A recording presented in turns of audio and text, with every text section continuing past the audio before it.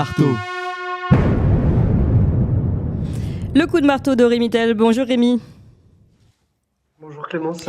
Fondateur du collectif Peuple Libre, essayiste et auteur de ce dernier livre Le Vieux Témoin aux éditions du Verbe Haut. Aujourd'hui, vous souhaitez réagir à l'actualité, cette actualité qui nous porte et que nous commentons tous les jours désormais depuis ce week-end, qui secoue le Proche-Orient.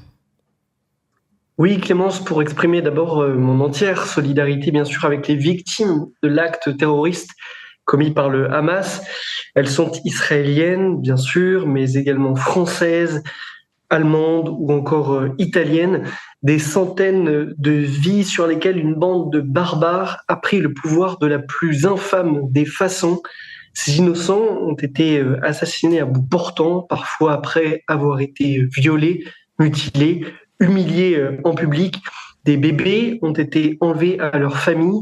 Rien, Clémence, ne peut justifier ni même permettre de comprendre ce qui s'est produit ce week-end à Sderot, à Ashkelon, dans les kibboutz du désert du Negev ou au festival Supernova.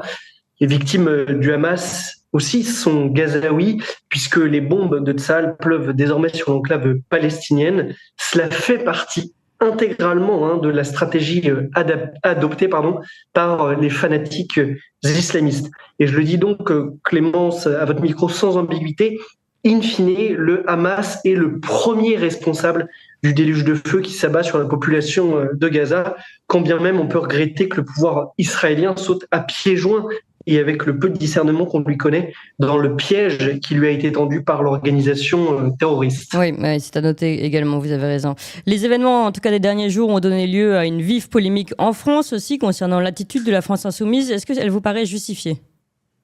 Oui, complètement. Oui, pour une fois complètement, Clémence. La France insoumise a commis une faute politique impardonnable dont on peut espérer qu'elle ne se remettra jamais, compte tenu d'abord de la nature du drame, car contrairement à ce que LFI fait mine de croire, les événements de samedi ne s'apparentent en rien à un acte de guerre mené par une partie contre l'autre qui l'accuse d'avoir volé ses terres. Il s'agit d'un crime gratuit visant des civils dans des zones ne faisant absolument pas l'objet d'aucune revendication territoriale. De plus, il faut rappeler que le Hamas s'est imposé par la force à Gaza, qu'il y arrête et torture ses opposants et qu'il est en conflit avec l'autorité palestinienne légitime. L'attitude de LFI est également fautive compte tenu du contexte français. Notre pays rassemble la troisième communauté juive du monde après Israël et les États-Unis, ainsi que plusieurs millions de citoyens susceptibles de s'identifier à la cause palestinienne. Chez nous, donc, plus que partout ailleurs, l'importation du conflit menace.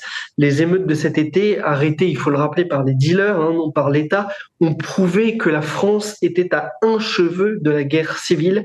Bref, l'ambiguïté des insoumis s'apparente à une tentative de déstabilisation de la nation française.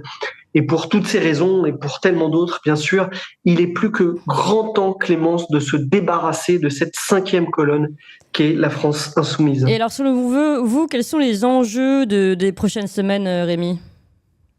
Alors, au-delà du risque d'importation que je viens d'évoquer, j'en cerne au moins deux. Premièrement, identifier une médiation dans le conflit capable de faire taire les armes. Il était parfaitement légitime qu'Israël riposte à l'attaque du Hamas, mais cette réponse ne peut, y compris dans le propre intérêt d'Israël, se résumer à un bain de sang. Il fut un temps où la France aurait su remplir ce rôle de médiateur, mais pour des raisons qui apparaissent évidentes à chacun, cela n'est plus possible. Les BRICS détiennent peut-être une partie de la solution, et plus généralement, cette crise tragique, Clémence, démontre la nécessité de réinventer une instance internationale, j'ai bien dit internationale et pas supranationale, dédiée à la médiation des différends de ce type. L'ONU ne fonctionne plus et sans doute que nous devrons un jour, nous Français, accepter que s'ouvre plus largement le Conseil permanent de sécurité. Deuxième enjeu, selon moi, ne pas ragaillardir au Proche-Orient la lutte mondiale par proxy qui se dégonfle actuellement en Ukraine.